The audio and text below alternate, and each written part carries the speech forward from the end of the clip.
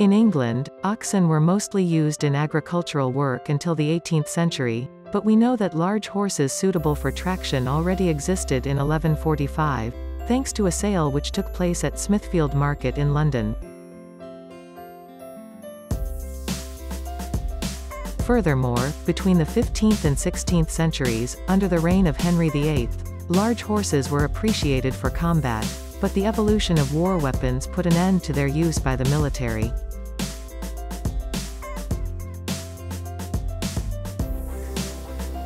It was probably during the 16th century that the development of the Shire horse began, when Dutch engineers arrived in England with Friesian horses intended for marsh drainage.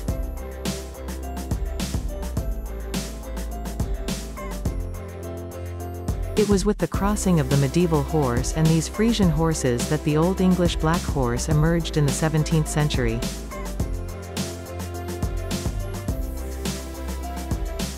The development of the breed continued with the intervention of Robert Bakewell, an English farmer from Dishley Grange in Leicestershire, who bred horses sometimes known as Bakewell Black.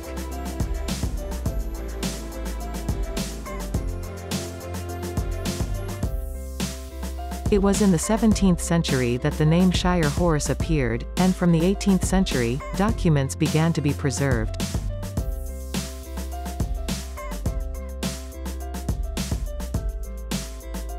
In these writings were mentioned Packington Blind Horse, a black Leicestershire stallion, who was one of the best known of the time.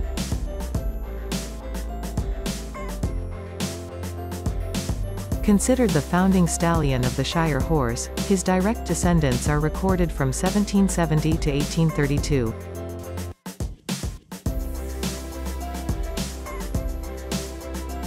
The Shire horse was very common in the 19th century, where it was used to transport goods, often from towns to the countryside.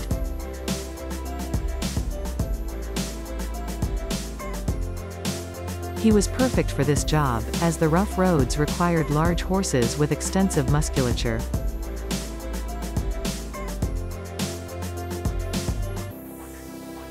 The Herd Book was published in 1878, at the same time as the creation of the English Cart Horse Society, which in 1884 became the Shire Horse Society.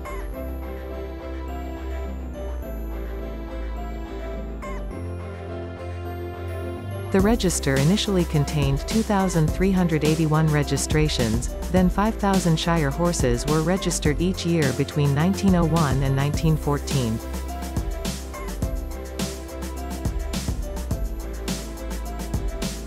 The Shire horse arrived in the United States in 1853, others followed in the 1880s, and the American Shire Horse Association was created in 1885 to register and promote the breed.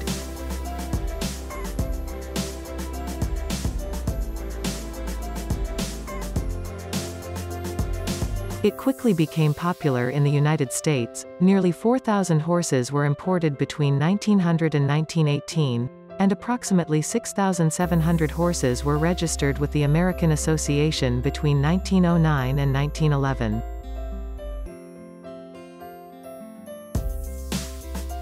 The Shire horse that we know today was finalized between the 1920s and 1930s, thanks to crossing with the Clydesdale, which notably replaced its unsightly dewlaps with silky and shiny hair.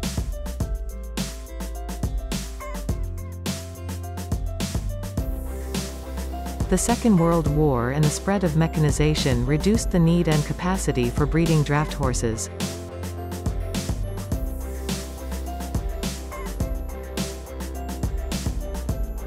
Several thousand horses of the breed will be slaughtered and many breeding farms will cease their activity. In the 1950s and 1960s, the herd was at its lowest level, and at the annual British Spring Show in 1955, fewer than 100 horses were shown.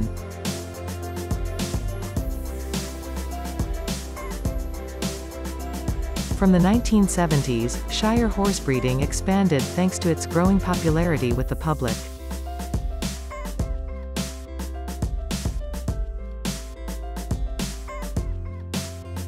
Breed societies will be founded, including those of Canada, the Netherlands, France and Germany, and the first World Shire Horse Congress will take place in Peterborough, England in 1996.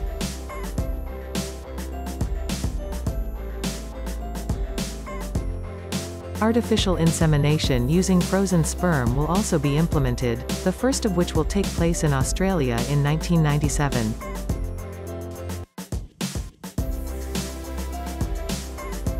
At the height of its popularity, there were more than 1 million horses of the breed worldwide, but by the 1960s only a few thousand remained.